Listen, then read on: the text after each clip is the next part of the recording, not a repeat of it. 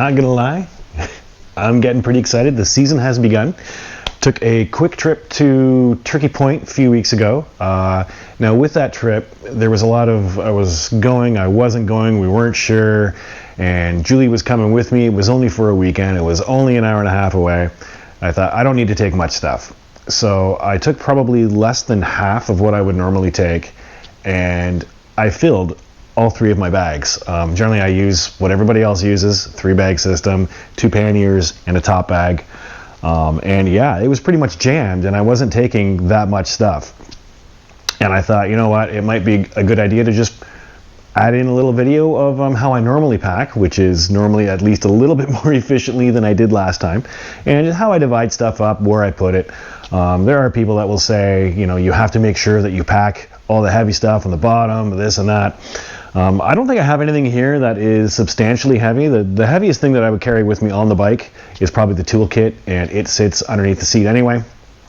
Other than that, with this stuff, also, I'm not a great rider, and I don't notice a lot of differences like weight and stuff like that, to the extent where I actually lost a pannier on a trip last year. It came off, and the bike did feel a little bit different, but not to the point where I thought something's wrong, I'm missing a pannier. I didn't even realize I'd lost it until I stopped, turned around, looked at the bike, and it was gone.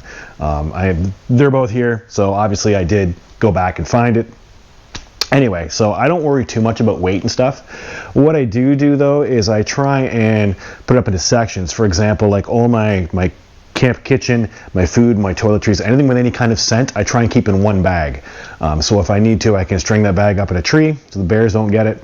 I can, you know, move it far away from camp so the bears don't get it at camp, and that way it's just easier to work that way. So I'll generally put like my shelter and my sleep system in one bag, my camp kitchen, food, toiletries and stuff in another bag, and then electronics, clothes, and other things in a combination of either my backpack or the top bag, kind of wherever, you know, whatever goes. There are certain little things, like for example, booster cable and battery pack, stuff like that. I'll just kind of work into little nooks and crannies as I'm packing, wherever. It's things that I hope I don't need, but I do want to take with me. So they don't need to be found quickly or anything like that. And you know what? I forgot to bring my backpack down, because I mean, it's part of packing as well. So I'm gonna go get that. I'll be right back. Okay, so I'm back with the backpack, and I'm sure it won't be a surprise to anybody that it's by Moscow Moto. It's the Wildcat backpack. I don't put a lot of stuff in here.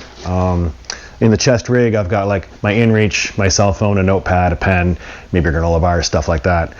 In the actual pack itself, I'll put my drone and controller in the beaver tail. I'll put you know, maybe some extra cameras, some small batteries.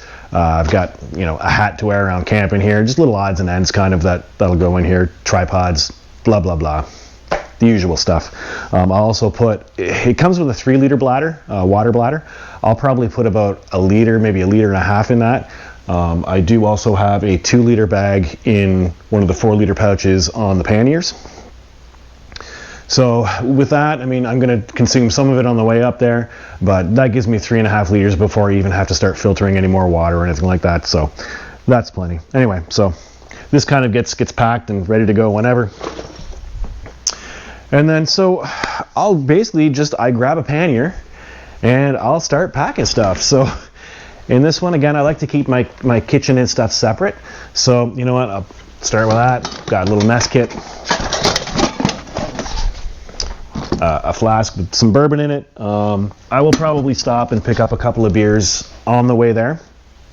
But as far as, you know, having a few beers in the evening with Julie and Forrest and stuff, there's a little bit of volume involved in that, so I won't take much beer with me. Like I said, I'll probably stop and pick a couple up on the way there. I might throw a few in Julie's cooler for her to bring up with her, but anyway, that's why I pack bourbon. That in, because hey, who doesn't like bourbon? I've also got, so I'm a little overboard on the coffee. I really enjoy my coffee. This is a Wakeko Pippy Mocha. It's kind of like a reverse French press, but I like it because it's handy, it's small, it comes with an insulated mug with a lid. So I will use that as my only cup kind of around camp for the entire time. So I'll pack that up and throw it in. And when I say go overboard on coffee, so I have recently purchased a French press as well. But the reason behind this is it's also a fairly good sized pot. I've started consuming more Mr. Noodles on my camping trips. And so this is great for cooking that up in there.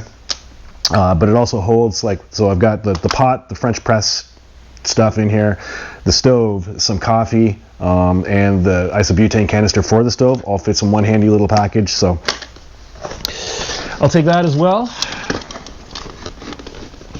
And then just talking about stoves, so I used to use an Optimus Nova Prime solely as my own stove. It's one of those multi-fuel stoves that, you know, you see a lot of people using. And it's a good stove, but it takes a little bit of setup and stuff, and it's a bit of a process to get it going.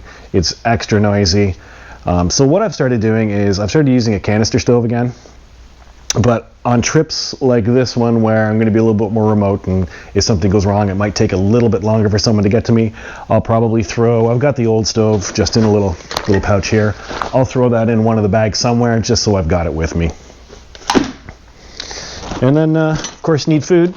So again, going with a couple other people, but I like to make sure that if something goes wrong, if they don't make it up, if I get stranded somewhere, I've got everything I need for that entire weekend right here. So this is apparently more than the food that I would require for an entire weekend. Fits in a 5-liter dry bag. It's a mixture of like canned meats, Mr. Noodles, granola bars, some freeze-dried packaged food. I'm not exactly going to win any gourmet classes with it, but it'll keep me alive. In there, I'll also put my toiletries, just because there's a lot of, not a lot, but there is some scented stuff in here, deodorant, toothpaste, that kind of stuff. I'll just put it in a separate dry bag. Toss it in here. And then, so that's pretty much that one packed. That bag is pretty much full, but I'll leave it open. I've got things, so for example, I've got this power bank here, which also works as a jump pack for the bike. Should I kill the battery on the bike, I've got this. So that'll be pretty much the primary power bank that I take with me. But I've also got another one that holds more, and it allows me to keep that one charged in case I do need to use it for the bike. So once I've got everything else packed and there's some space left over and I'm not worried about carrying this extra weight, I'll just shove it in there somewhere and it's in there. But you got to watch that, because I also have a habit of saying, oh, well, I've got room for this and this and this, and the next thing you know, the bags are overstuffed. They weigh way more than they need to. So then the next pannier is going to be for basically camp stuff, sleeping system, stuff like that. So I'll put some smaller stuff in there just to try and fill in the little corners of the bag. Got an inflatable pillow, a silk sleeping bag liner. I'll take this generally because it can add a little bit of warmth to the sleeping bag if I need it. I'm always cold when I sleep. It's just the way I am. So I always take this with me, but it helps keep the sleeping bag a little more clean. And this is a lot easier to shove into a washing machine and wash than the sleeping bag is. So I always take a liner with me. A towel for around camp, because hey, who doesn't need a towel? So this I've just purchased. It's a Mech Mountain Equipment Co-op sleeping pad. It's the Vectair LT. I like it because, so the one that I had, which is the Climate, is great, but you fill it up with your mouth, and I've been blowing into this thing for, 5-6 years now, and I can't imagine what it looks like on the inside. The outside is starting to look a little greasy and a little gross, so I figured it was about time I bought a new one. And this one packs a little smaller. It has an inflatable bag, so you don't use your mouth to fill it up, so it should be, should stay a little less moldy on the inside. And it seems to support me well, but, this will be the first weekend I've tried it, so we'll see how it goes. Sleeping bag. So this is my colder weather sleeping bag. They're calling for temperatures of around 8 or 9 at night, which with my summer sleeping bag is kind of what it's rated for. But I don't think that's a comfort rating. I think that's kind of a survival rating. So if it gets down to the temperature that bag is rated for, I find that I am cold. So I'm going to bring the warmer one, and if I need to open the zipper a little bit, that's how I'll get around being too hot. And then I also have my tent. In here is just the tent itself and the fly. The backcountry duffel has a a pocket underneath the beaver tail for tent poles. So I put the tent poles, the pegs, and the ground sheet for the tent in that bag. But here's the tent and fly.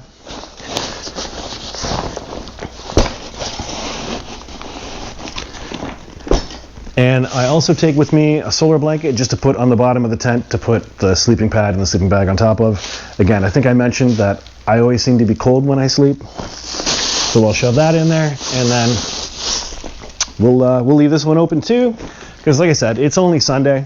I'm not actually leaving till Friday morning, so I've got some time. I'm not going to pack my laundry yet because I'm probably going to be using some of it. And so I've got my camp chair. This I will strap on top of one of the duffel bags with some belay straps. Sorry, not the duffel bags, one of the panniers with some belay straps. I've got some water shoes, which I'll take. Hungry Lake, the lake we're going to, is a pretty small lake. I'm not sure what the bottom of it is like, so I like to have something on my feet at least the first couple times I'm in there. And these I'll just strap on top of one of the panniers, and they don't go anywhere.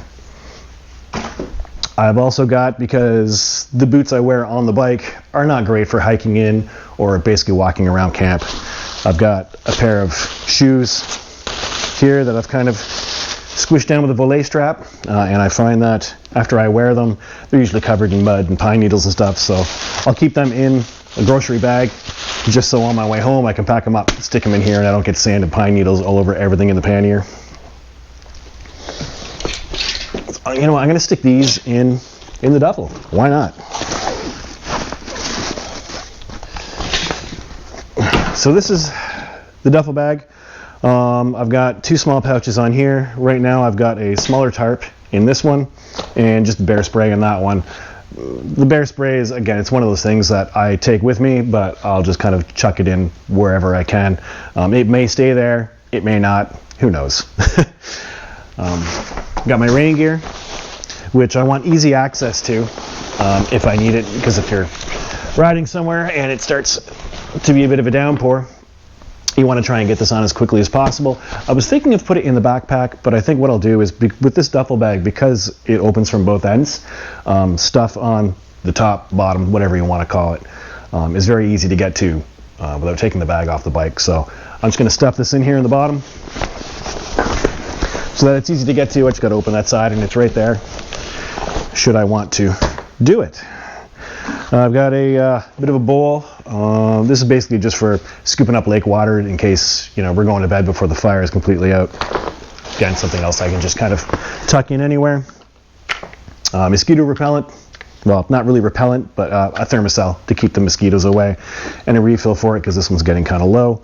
I'm going to put this off to the side a little bit for now because I'm not sure where it's going. I've got a BioLite solar rechargeable lamp. Around camp, I normally use my headlamp, which I always put in the backpack, or just a flashlight. But this is so small and it's solar rechargeable, so I usually just throw it in somewhere. Sometimes it's nice where if it's dark and you want a little light in the tent, this is a lot better than a headlamp because it's not moving all over the place when you're looking for stuff. It's just kind of a solid, steady light you can hang from the top of the tent. And a shovel, just for, in case I need to dig a hole for some reason, or to get some paths for drainage for water around tents and stuff like that. Throw that in there as well. And that is most of it, to be honest. I also have on the small bags on the panniers. Each pannier has a 4-liter pouch and a 2-liter pouch. This one has a larger tarp in it for longer trips, more people. It's just, again, if you get caught in the rain or wind or whatever, sometimes a bigger tarp is better. And this one has a spare fuel bottle. Pouches on this one. This has got my water filtration kit and some water purification tablets on one side and 2 liters of water on the other. Between that and the backpack, I think I mentioned, maybe I didn't mention, between that and the backpack, I'll usually have about 3 liters of water with me when I get to camp, so I've got a while before I have to start filtering more or anything like that. Other than that, so I've got this stuff that I'll fill in with nooks and crannies. I might as well put the solar panel, which I use on a fairly regular basis for recharging stuff, in here. And then I've got a separate dry bag, which kind of goes with this bag. This is the bag, it's a compression sack that I will put all my clothes in. it'll go in that duffel bag as well. And this is just an empty dry bag that comes with the duffel bag, actually. So I can put, dirty, wet clothes or whatever in this, put it in the duffel bag, and then everything else is kind of protected. It doesn't make a mess of everything else in the bag. But I'll fill the clothing up later. I'm probably going to be using some of it over the next couple of days before I go. And then I've just got some little camera electronic stuff, and that is pretty much it, to be honest. Once you kind of get everything organized, it doesn't take too long to pack up. I used to start packing like 2 weeks before. It was overkill. The only reason I'm doing it right now instead of probably Thursday night is because, like I said, I'm starting to get excited about this trip. I think it's going to be a good one. So, well, all that's left is to get some clothes in there, get it on the bike, and we'll roll out.